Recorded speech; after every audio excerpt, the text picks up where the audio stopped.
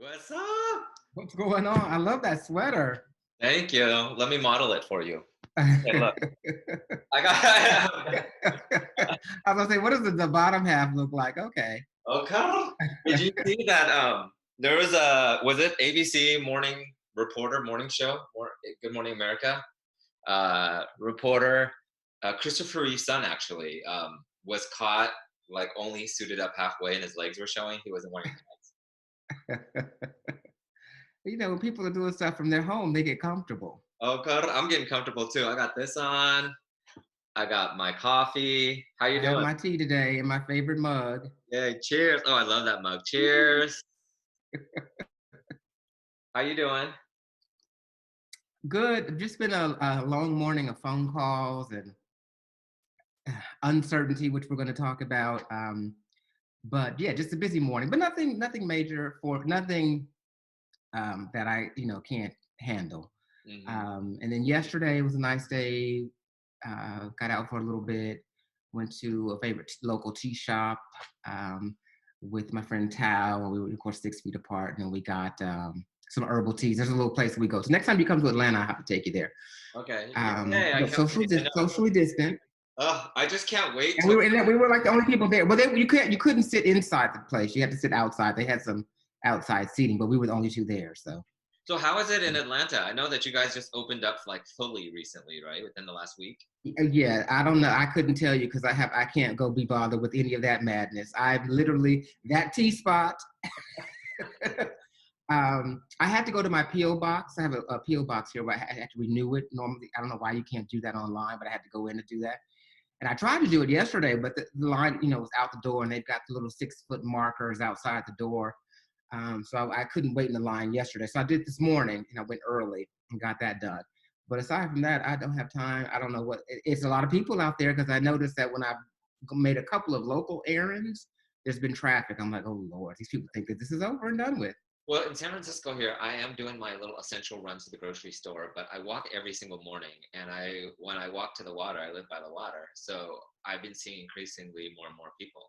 And I can't tell you, it is unnerving. It's so weird how within the last like month and a half or so, like the way we communicate our personal space, what the perceived normal was is totally never going to go back to the same. It's like people are jogging by without masks. That bugs me so much.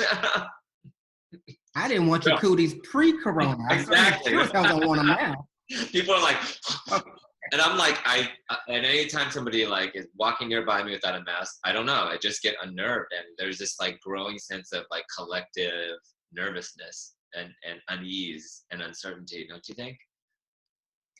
Yeah, I just think it's rude at this particular point. Put something over your face. Probably your face is not that cute. Put something over it. You know, What if they are cute? I I'd be think like, it's okay, no.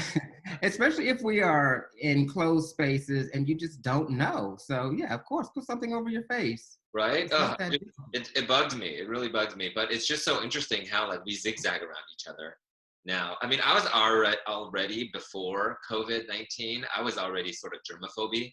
Like I would always open, like if I Yeah, go. this is a germaphobe's orgasm. I I'm like, oh know, my right? It's like I would open the doors like from the bottom, like where people wouldn't generally touch it. I would use paper towels to open doors, not just bathroom doors, or to use my elbow. But it's just strange. It's just so much unease. I mean, you would know because you, after being grounded for the longest since I've met you, right? 7 weeks. Started Yeah. flying again, Yes. and you Oh went. my goodness. I did. I had to go up to Chicago for a few days for business related stuff, and I tell you, it was the cleanest that I'd ever seen a commercial aircraft or an airport in my entire life. It was like you could eat off of everything. I was like, oh, so people are trash, you know? It's like Nice. I saw your you can Instagram. actually I keep these literally things laughed out clean. loud. You're like, "Oh, people are trash." I literally laughed out loud when I saw your IG story. But it was interesting because people were, I mean, on my flight going up there were only 10 passengers on the plane, and they block out the middle seat in economy, and they space everybody out as much as they can.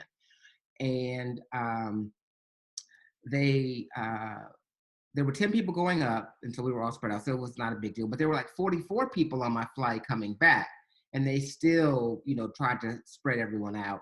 And they board differently now. They board like they used to board, like in the old days. They board from the rear of the plane Okay. forward.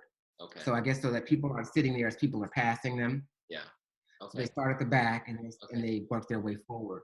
But I felt safe. I didn't feel like in jeopardy. I feel more in jeopardy going to the grocery store than I did on those flights.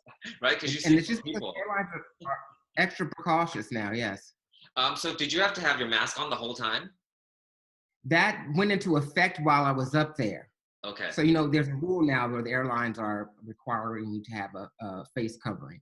They don't say mask; they say face covering, and there is a difference. Okay. Because if you go to Target, I bought some face coverings, and they will cover your face, but like if you breathe through them, like I could feel the heat on my hand, and I was like, this is really thin. So I still wear them, but I still wear like a mask under them. Okay.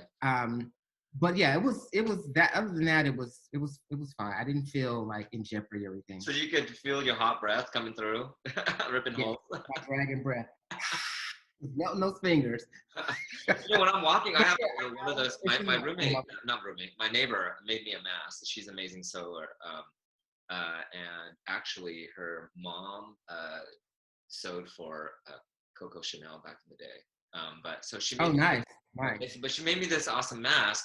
But it's so hot, and it's just like my sister was doing masks too in San Francisco. Go ahead. I'm sorry. I would just feel uncomfortable with wearing a mask on the plane the whole time. I didn't. I remember when I was before this, like when it first started breaking, but before everything started shutting down. When I went to the Dominican Republic in the beginning of March, there was a gentleman on my flight who was like hacking and coughing, and I'm just sitting there like, of course, this would. I put that on my Insta story too. I was like, okay, now am I going to profile this guy because he's Asian? And I'm thinking, oh God, he's Asian, he's coughing, therefore. So it's like, but he had a mask on, and I appreciated that he kept his mask on, and I had a mask on. And I say that to say I wasn't uncomfortable wearing it, but I appreciate when other people wear it. Yeah, me too. The fact that he was sitting next to me and coughing was, I was glad that he had his face covered. And just to say, like, I have allergies, so occasionally I sneeze. If you sneeze or cough in public now, everyone's looking at you like you killed their baby. Right. It's like, no. So how are you dealing with so there's so much uncertainty, like how has it affected you, and how are you dealing with it?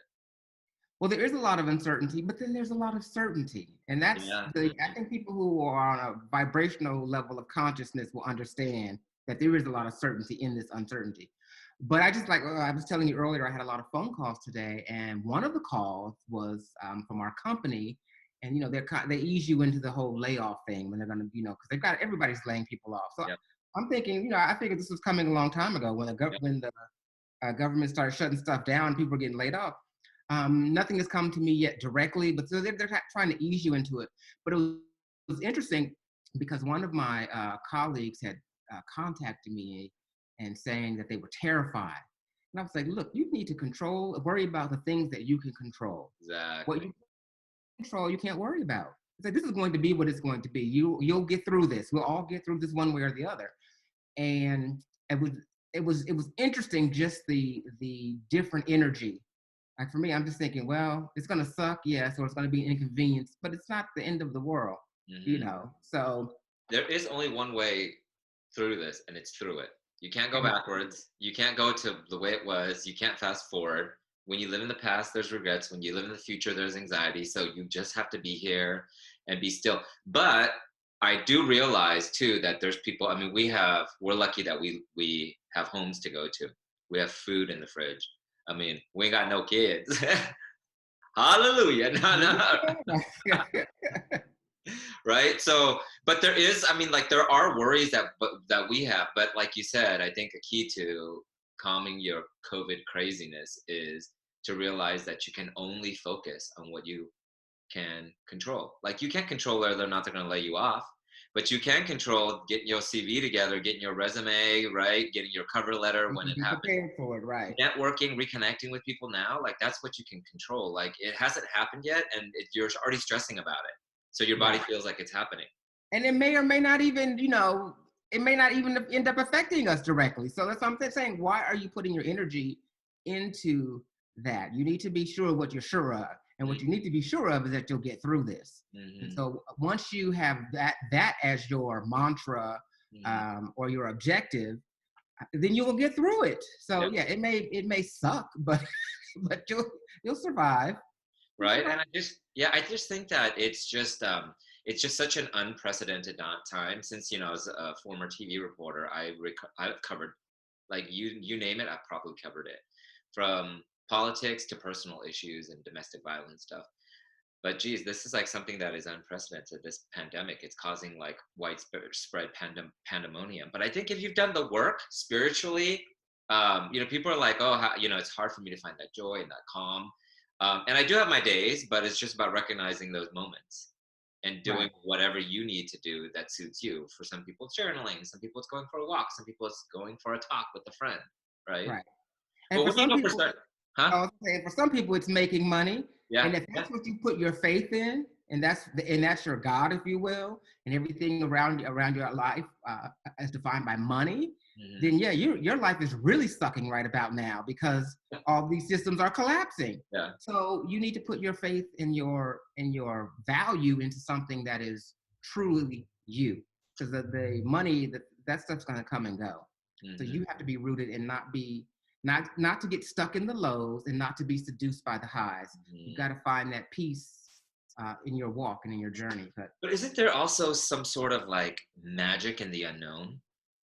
Like you have here where we're at the present moment, and then there's a future, right? There's a future like goals and stuff, and somewhere in between, and there's this unknown, right? And I think there's a magic in that. I think if you have a certain level of awareness and you're not and it takes time to get there, absolutely you definitely you understand that there's actually joy in Mm, the unknown. But if you ascribe to fear, which you are conditioned to, we're conditioned to be fearful from the beginning.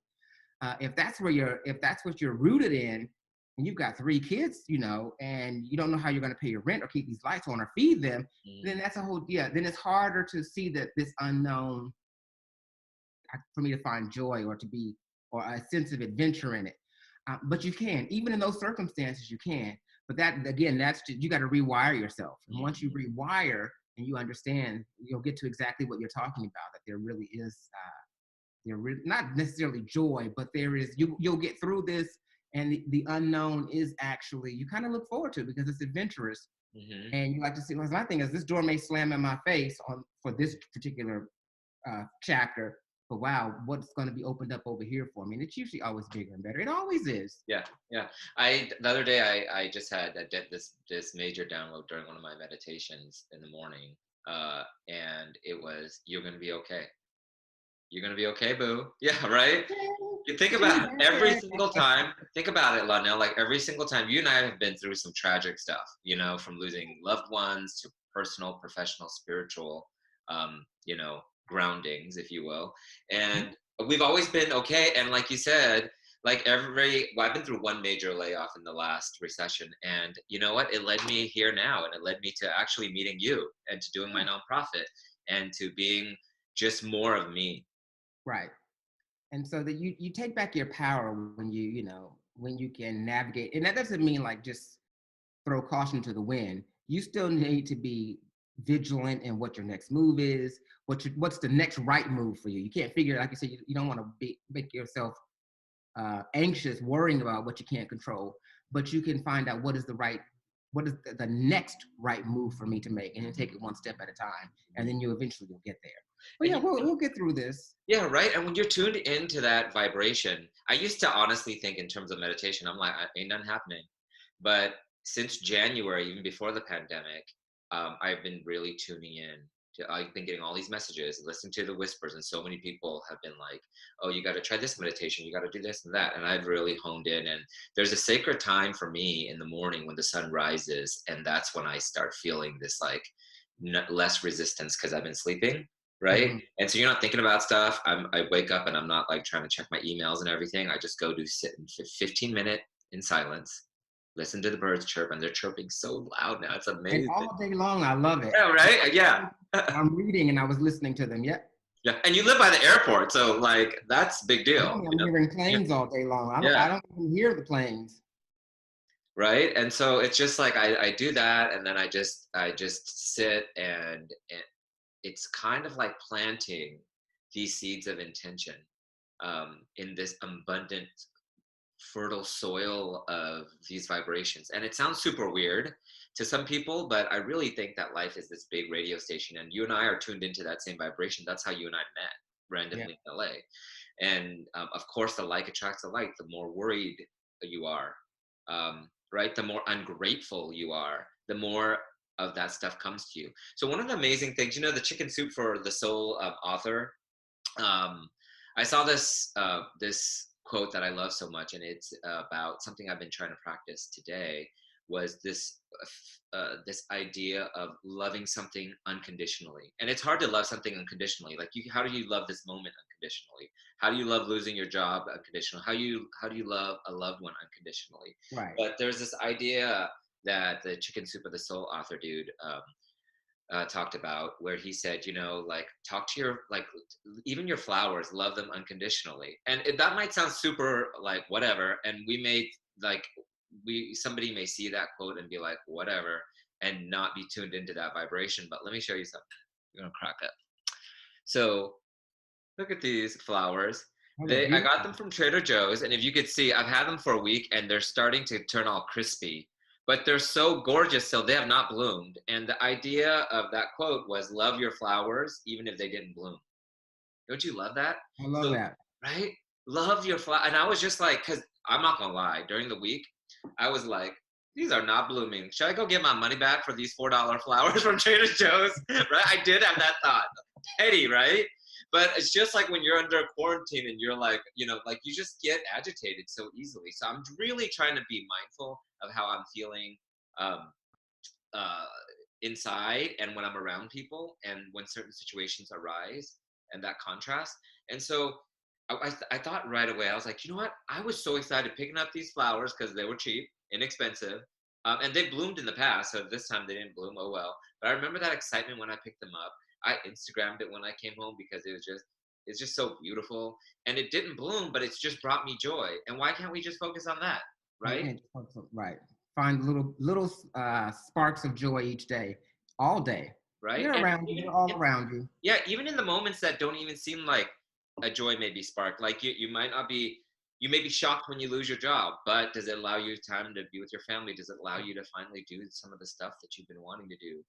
All these people have been saying, "Oh, I want more time with my kids." Now they don't want to be with their kids. I want time working on my projects. They're not doing any sort of projects. And I'm not judging. I'm just saying, like, it is what it is. And when you learn that, it's all good, right? It is. Right. This pandemic is what it is. And we'll get through this. It'll be there, and you're gonna get what you ask for. So do the But you know work. what? One of the things that I was thinking about you were just talking also was the idea of this. Don't you believe that there's this transformation taking place?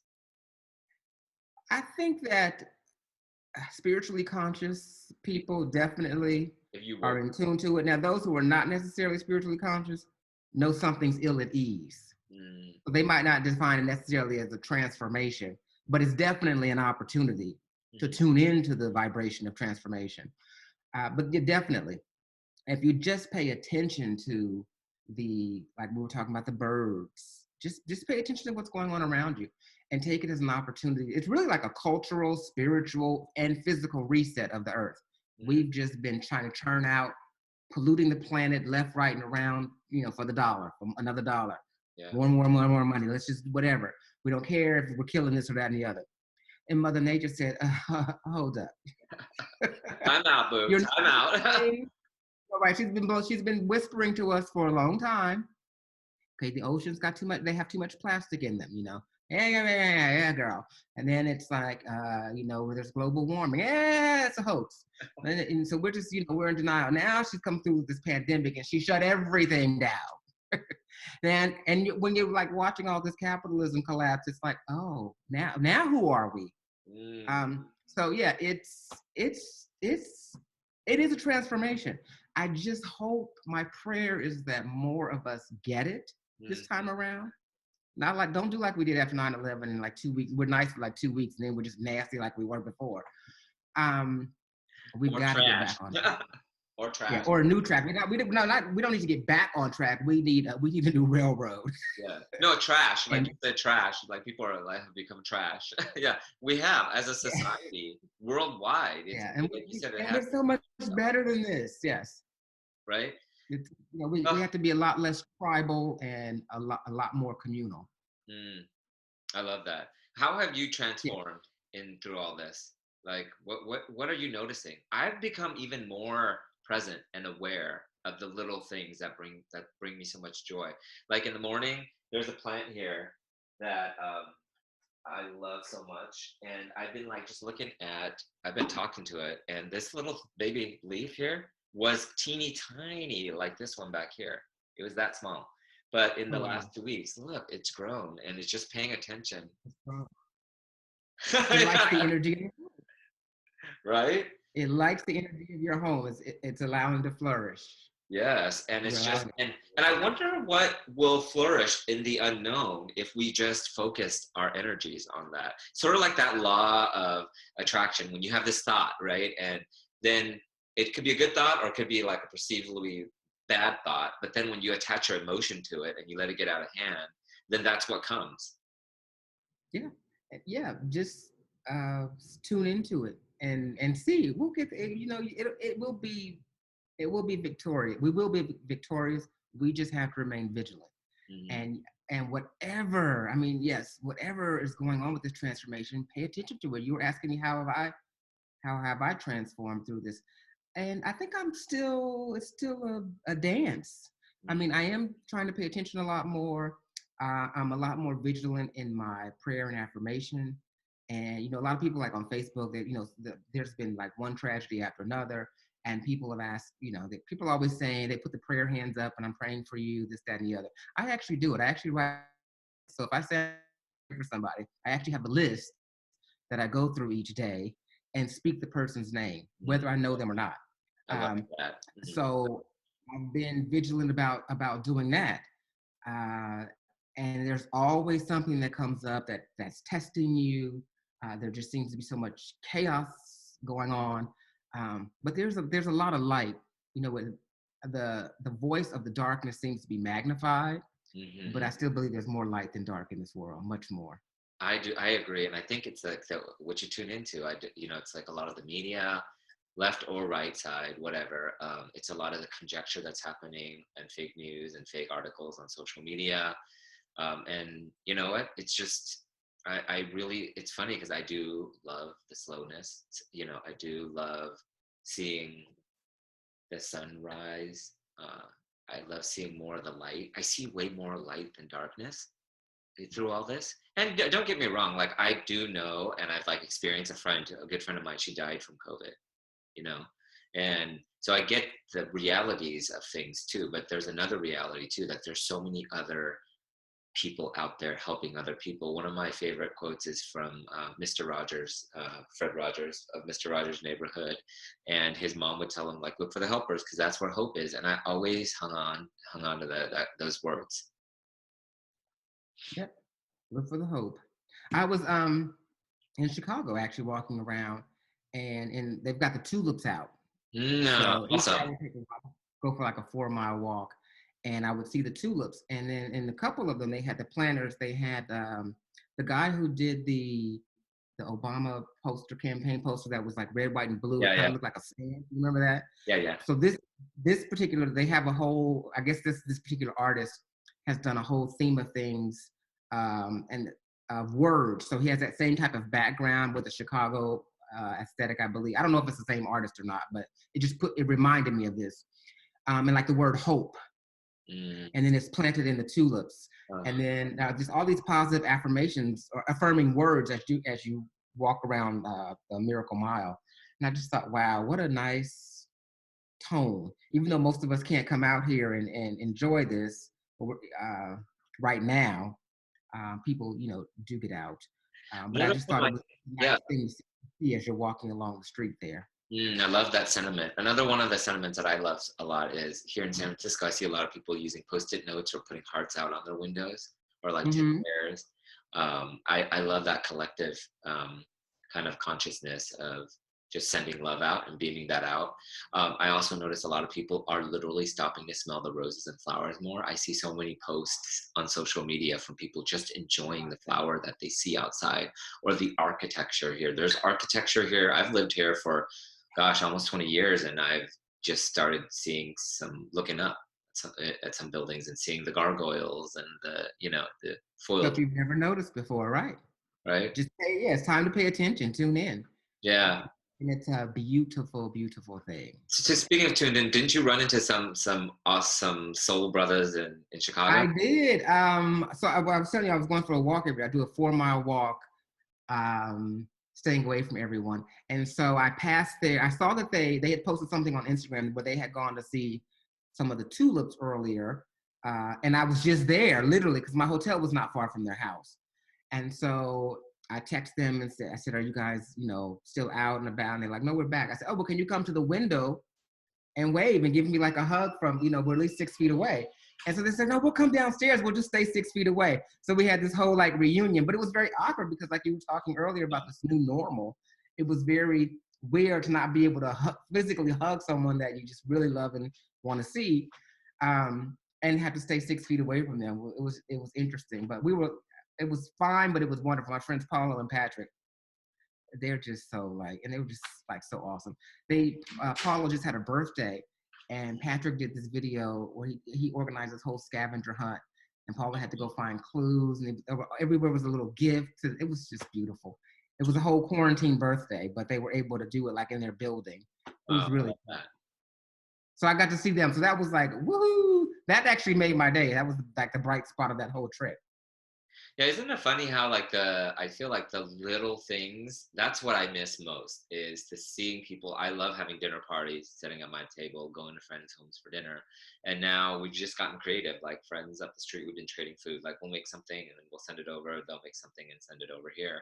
So we've been doing that. I really miss like hugging people and seeing my loved ones. And it's just really bizarre, right? It was bizarre.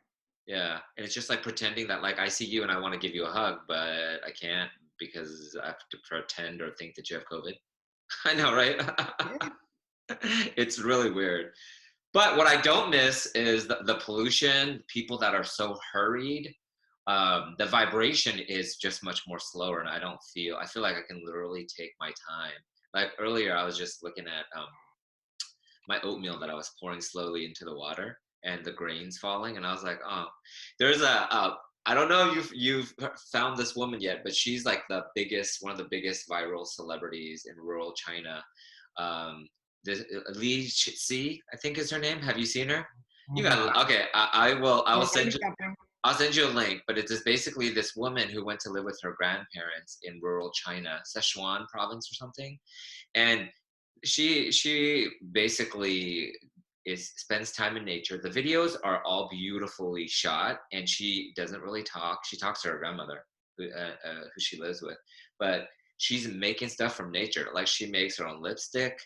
She like spins the wool and dyes it. She makes stuff out of bamboo. Furniture out of bamboo. She cooks all these amazing meals. She like chops the chicken.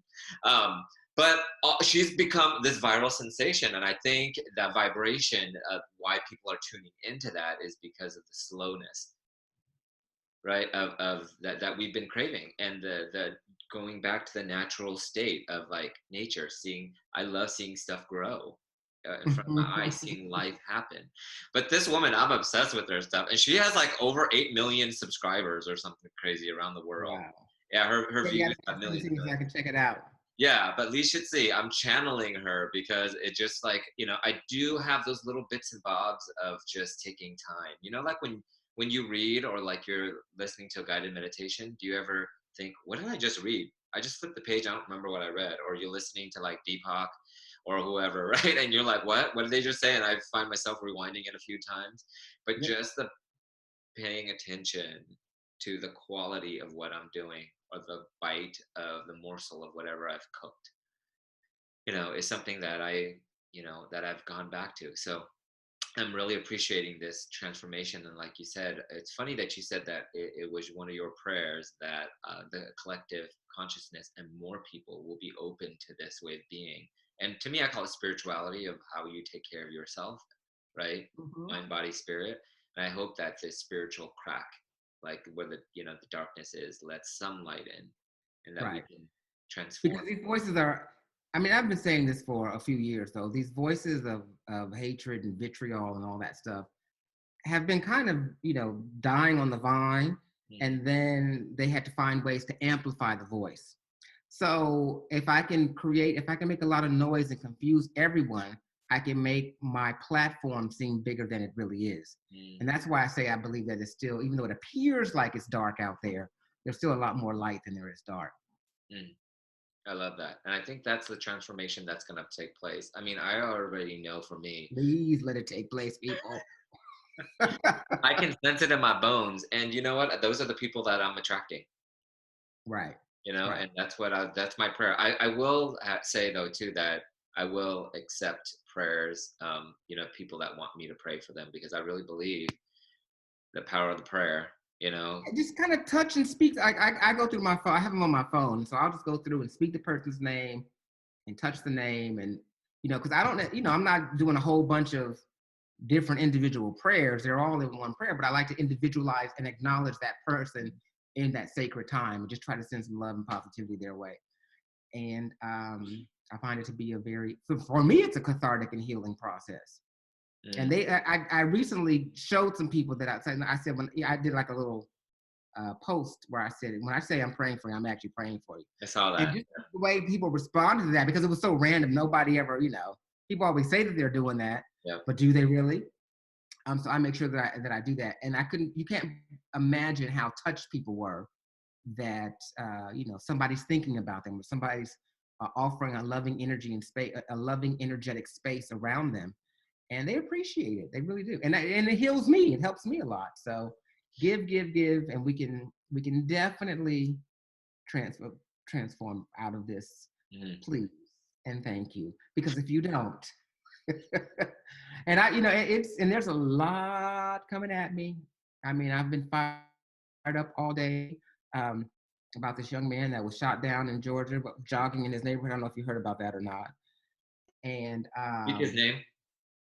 his name is oh gosh, I do have it here. Hang on. Yeah, I saw it on your post earlier, and I was gonna look into it.